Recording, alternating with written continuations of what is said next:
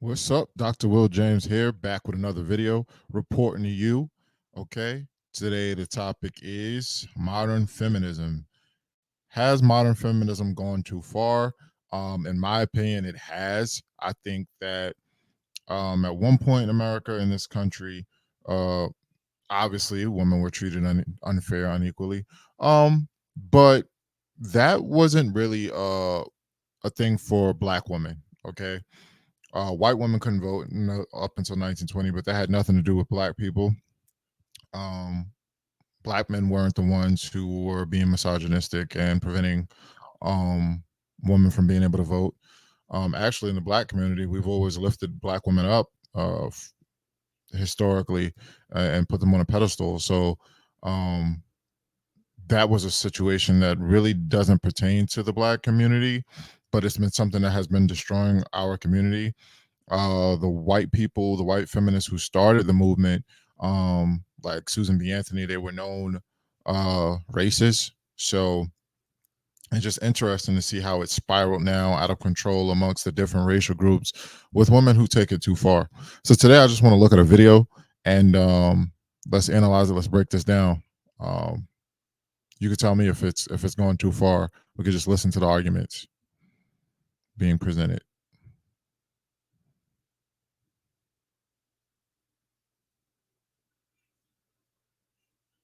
Be honest with myself, could I do it without my own bias? I guess we gonna see. What rights do men have today that women don't? Oh, let's go down the list. A woman can still walk a street and not feel protected versus a man can. I think we all have equality. Walking down the street versus a man being able to. So these sort of like anecdotal experiences or one-on-one experiences aren't strong points. On a systemic level, what can women do? What can women not do today that men can't do? That's what we should be looking at. If you go to 1918, you say, oh, men can vote. You know, some men, black men couldn't vote. They had the grandfather clause, all these things that they put in front of black people to prevent them from voting, whether they were men or women. But that was something systemic. What systemic proof do you have that women aren't treated fairly or equal to men? In the United States of America, when you turn 18, men have to enlist for a draft for the armed forces. Okay, women don't have to, but men still have to go through that. That's not fair. What systemic argument do you have from the woman's perspective? But let's continue. When it comes to laws, Men are able to walk out maybe in whatever they want to wear, or, Again, walk out in whatever you want to wear.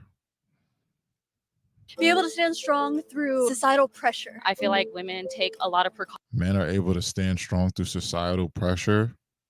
So that's something that makes no sense. Just by being a woman themselves, Statistically, just going into like a corporate setting, if you look at how women are rated on performance review versus men, the language that's used, assertive versus bossy, or kind of the dynamic of how individuals are interacting in the workplace, I do think that there are societal norms that place women at a disadvantage. Absolutely. I think it's so, for instance, And what workplace? Not in my workplace. I do not know what he's talking about. Everyone's treated the same.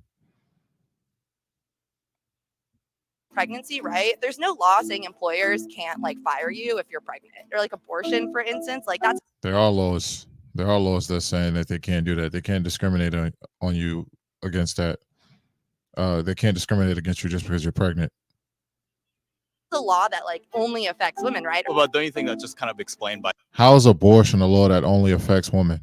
That's a ridiculous statement to say. It takes a man and a woman to create a child. Abortion affects men too. If you have a child, you will raise it with a man. I hate when they make those arguments.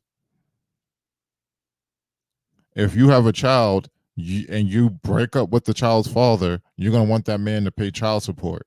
Abortion affects the man and the woman, not just the woman. Maybe physically, it's the woman's body that the baby is coming out of. It's going to be a different impact than 9 months of pregnancy. We understand that. But to say it has no impact on the man and the man should be excluded from having a say in this discussion makes no sense. Another thing that I find very interesting is the people who tend to be pro-abortion also tend to be pro-trans, and people are identifying how they want to identify. So then who is the man and then who is the woman? If I'm a male but I identify as a woman, then that means I can be a part of the discussion, right? But let's continue. by like biological differences. But why does that justify making a law anyway that literally discriminates women? And so biological differences lead to different treatments in reality. And so I wanted to take a different view on this topic of equality. Do you think today that women have certain privileges that men don't have? Yes. Yeah, part of that goes into being able to say certain things that, you know, men would get scolded for. They can just talk completely out of their ass freely. You're not Totally. Well, let's talk about those advantages. Women get to yell and berate men. They can hit a man, and a man is expected not to hit them back. All of those privileges. What about all the chivalry? A man is expected to pay for the first date.